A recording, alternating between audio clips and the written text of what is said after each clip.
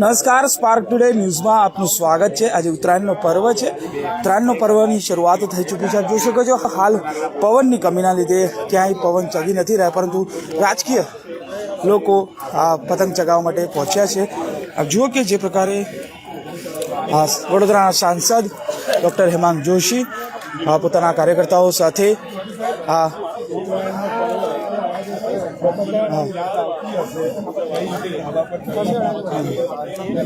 જો કે તમામ લોકો અહીંયા પતંગ ચગાવ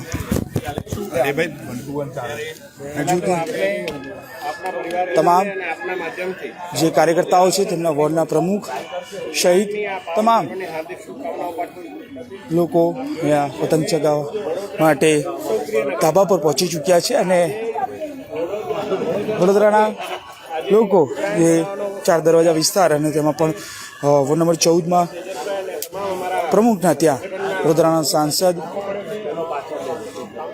ઉપસ્થિત છે, ત્યારે આ ઉત્તરાયણના પર્વમાં પ્રાર્થના કરું છું ભગવાનને કે આવનારું આપણું વર્ષ એ ખૂબ જ એક આરોગ્યપ્રદ રહે, અને શાંતિ ભર્યું રહે, અને ગુજરાતની અંદર વિકાસના પતંગને કોઈ આંબી ના શકે એ પ્રમાણે વિકસિત ગુજરાતથી વિકસિત ભારત માટે આપણે સૌ સાથે મળીને પ્રયાસ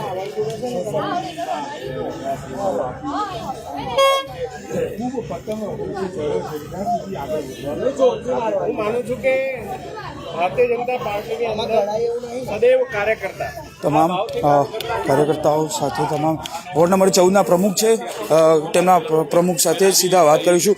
ચેતનભાઈ, શું કહેશો? આજથી પર્વની શરૂઆત છે અને સાંસદ પણ આપના ત્યાં આવ્યા। જી બિલકુલ, હું આપના માધ્યમથી વડોદરા નગરજનોને સૌ મકર સંક્રાંતિ પર્વની હાર્દિક શુભેચ્છા પાઠવું છું। સાથે સાથે હું આપના માધ્યમથી એ બી કહેવા માગું છું કે ઉત્સવની રીતે આપણે ઉજવીએ, ક્યાંક અનબનાવ ના બને।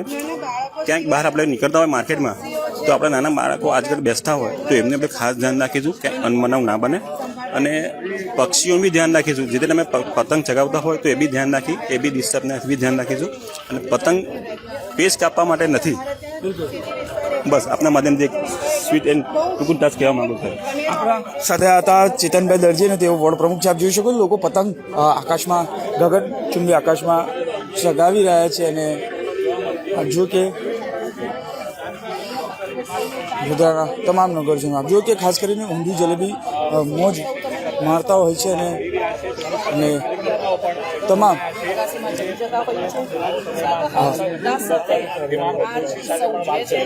અત્યારે જો કે તમામ કાર્યકર્તા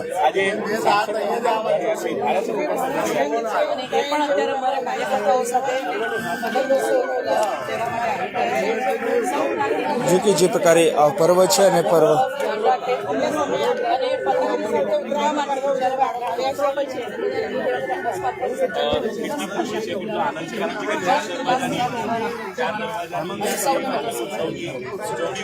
વળી સાથે નગરસેવક છે, નગરસેવક સાથે વાત કરીશું। જલમેન, શું કહેશો? આજનો પર્વ છે, આપ પણ અહીંયા આવ્યા છો, સાંસદ પણ અહીંયા આવે છે। સર્વપ્રથમ તો સૌને હેપી ઉત્તરાયણ, મકર સંક્રાંતિની ખૂબ ખૂબ શુભેચ્છા। અત્યારે ચા દરવાજામાં હંમેશ દરેક તહેવારો ધામધૂમથી ઉજવાતા હોય છે, એવી રીતે અત્યારે પતંગોત્સવનો પણ તહેવાર ધામધૂમથી અહીંયા ઉજવતા હોઈએ છીએ। ચા દરવાજામાં તમે જોશો કે અત્યારે સિટી વિસ્તારોમાં લોકો અમુક વખત તો ધાબા પર, હવે સોસાયટીવાળા પણ બહારથી પણ જાય લોકો આવતા હોય છે, એ પણ અગાસીઓ ભાડે લઈને પણ પતંગોત્સવનો કાર્યક્રમ આ રીતે ઉજવતા હોય છે, ખૂબ હર્ષ ઉલ્લાસ સાથે। અને પતંગો આપણે ચગાવતા હોઈએ છીએ, લોકો કાઢીની બૂમો પણ પાડતા હોઈએ છીએ, અને હર્ષ ઉલ્લાસ સાથે આ તહેવાર ઉજવીએ છીએ। અત્યારે અમારે ત્યાં ઘંટિયાળા અમારા બીએલઓ છે સચિનભાઈ અને તેજસભાઈ, એમને ત્યાં અત્યારે સાંસદ આપણા હેમાંગભાઈ જોશી પણ અહીંયા ઉપસ્થિત છીએ, સૌ કાર્યકર્તાઓ પણ ઉપસ્થિત છે, અને કાઉન્સિલરશ્રીઓ પણ અહીંયા ઉપસ્થિત છીએ। આ તહેવાર ખૂબ હર્ષ ઉલ્લાસ સાથે શાંતિથી સારી રીતે ઉજવીએ એ જ, અને સૌ નાગરિકોને પ્રાર્થના કે આપણે બાળકોનું પણ ધ્યાન રાખીએ, કારણ કે હવે જ્યારે અગાસીઓમાં ધાબા પર ચડતા હોય તો બાળકોની એક ઈચ્છા હોય છે કે જે કપાઈને પતંગ આવતી હોય એને પકડવી, લૂંટવામાં ખૂબ બનેની મજા આવતી હોય છે. આપણે નાના હતા ત્યારે પણ આપણે પણ આવું જ કરતા હતા, પણ એ લોકોનું ધ્યાન આપીને સારી રીતે પતંગનો તહેવાર ને જે આપણો તહેવાર છે એ ઉત્તરાયણનો તહેવાર શાંતિથી હર્ષ ઉલ્લાસ સાથે ઉજવીએ.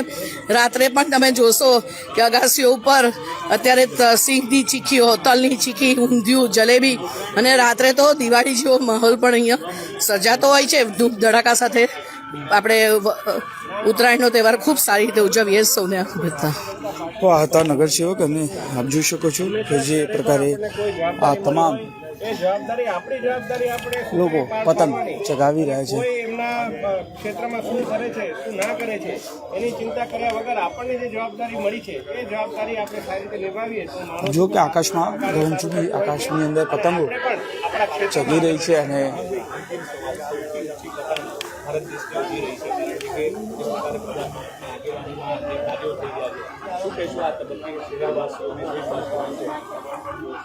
જે પ્રકારે આપણે જો આપણા ખંડની જ વાત કરીએ તો ભૌગોલિક રીતે બાંગ્લાદેશ હોય, પાકિસ્તાન હોય, નેપાળ હોય, શ્રીલંકા હોય, કોઈ પણ જગ્યા પર યુવાનો પણ ગેરમાર્ગે દોરાયેલા છે ને લોકતંત્ર પણ વ્યવસ્થિત નથી, ઇકોનોમી પણ પડી ગઈ.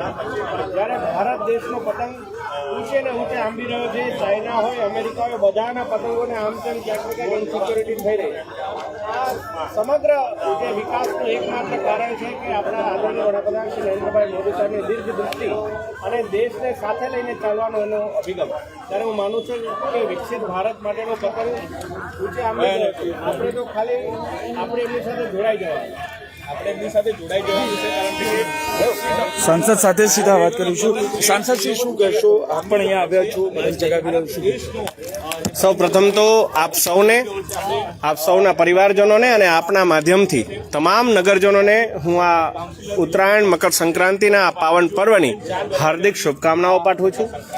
ઉત્તરાયણ નિમિત્તે આજે વડોદરા શહેરના મધ્યે અમારા સાથી કાર્યકર્તાઓ ભાઈ શ્રી સચિનભાઈ, તેજસભાઈ અને અમારા સંગઠનના માન્ય પ્રમુખશ્રી, તમામ કાર્યકર્તાઓ, તમામ કાઉન્સિલરશ્રીઓ સાથે મળી અને અમે ખૂબ રંગે ચંગે ઉત્તરાયણ ઉજવી રહ્યા છે.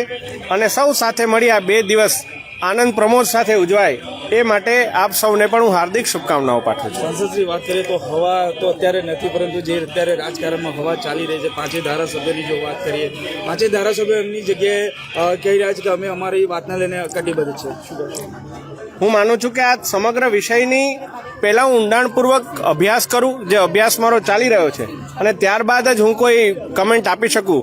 પરંતુ ભારતીય જનતા પાર્ટીના કાર્યકર્તા તરીકે મને ધારાસભ્યશ્રીઓ પણ વિશ્વાસ છે કે તેઓ ક્યારેય પણ એવું કાર્ય ના કરે કે જેનાથી પાર્ટીને કોઈ નુકસાન થાય અથવા સરકારની છબીને કોઈ નુકસાન થાય. એટલે એમનો આશય છે એ આશય ખોટો પણ નહીં હોય એવું પણ મને લાગી રહ્યું છે. ભારત દેશની જો વાત કરીએ તો ભારત દેશ અત્યારે જે રીતે આર્થિક પરિસ્થિતિ હોય, એ ઇકોનોમીની વાત કરીએ તો એનું ઇકોનોમી પણ જે રીતે વધી રહ્યું છે, શું માનવું છે કેવી રીતે હવે ભારત દેશ આ ભારત દેશ નહીં પરંતુ આપણા ખંડની જો આપણે વાત કરીએ તો ભૌગોલિક પરિસ્થિતિમાં આપણા આજુબાજુના જે દેશો છે એ પાયમાલ થવાના આરે છે. પાકિસ્તાન હોય, બાંગ્લાદેશ હોય, નેપાળ હોય કે શ્રીલંકા હોય, ત્યાંના યુવાનો પણ ગેરમાર્ગે દોરાયેલા છે અને ત્યાંનું લોકતંત્ર પણ પડી ભાંગ્યું છે, ત્યાંની ઇકોનોમીની પણ દુર્દશા થઈ છે. ત્યારે ભારત દેશનો પતંગ વિકસિત ભારતનો સંદેશ લઈ અને એ જ્યાં સુધી એ પતંગની ડોર એ આદરણીય વડાપ્રધાન શ્રી નરેન્દ્રભાઈ મોદી સાહેબના હાથમાં છે, આજુબાજુ અમેરિકા આવી જાય કે ચીન, તમામનો પેચ કપાવવાનો છે. ગુજરાત પ્રદેશની પણ આપની જવાબદારી છે. યુવાઓને શું મેસેજ આપશે?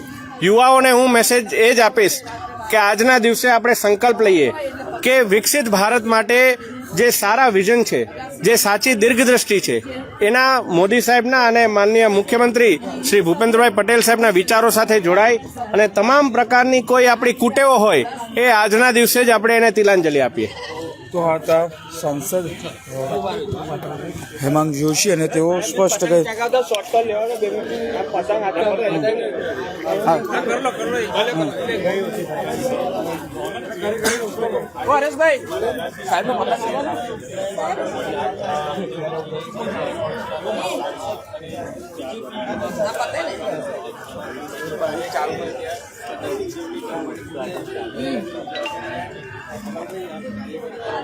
જો કે તેઓ બલૂન પણ આકાશમાં છોડી રહ્યા છે અને ચોક્કસ પહેલા તો આપને આપના પરિવારને અને આપના માધ્યમથી તમામ દર્શક મિત્રોને આ ઉત્તરાયણ પર્વની હાર્દિક શુભકામનાઓ પાઠવું અને વડોદરા એ ઉત્સવ પ્રિય નગરી.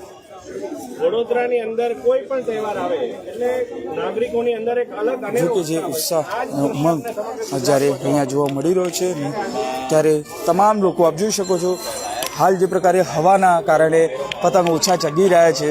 હા, પરંતુ જેમ જેમ સાંજ થશે તેમ તેમ પતંગ ચગશે. હા,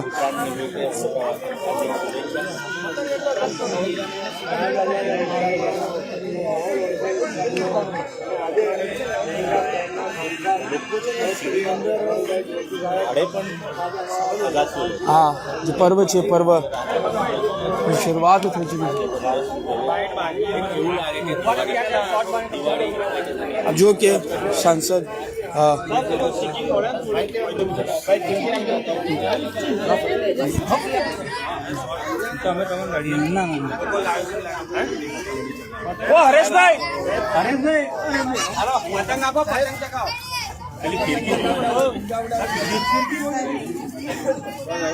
જો કે તમામ લોકોને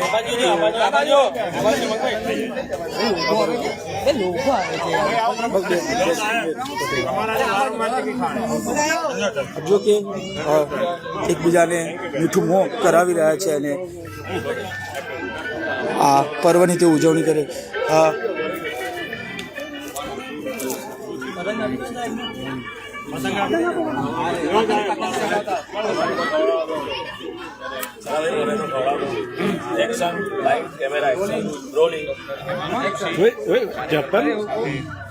સાહેબ પતંગ લઈ લો.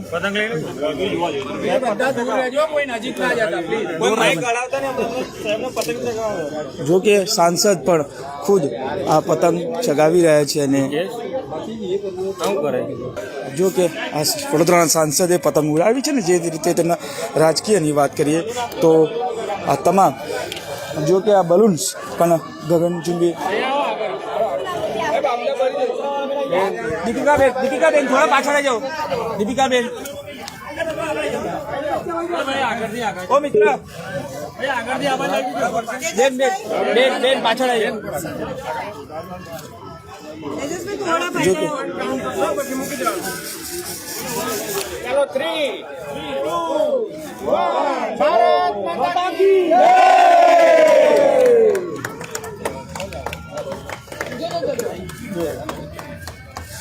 જો કે વડોદરાના સાંસદે વોર્ડ નંબર 14ના કાર્યકર્તાઓ સાથે ઉત્તરાયણ પર્વની શરૂઆત કરી છે અને પોતે પણ પતંગ ચગાવી અને વિકસિત ભારતની તેઓએ વાત કરી છે. નિહાલી સાથે Surat Solanki spark today news Vadodara.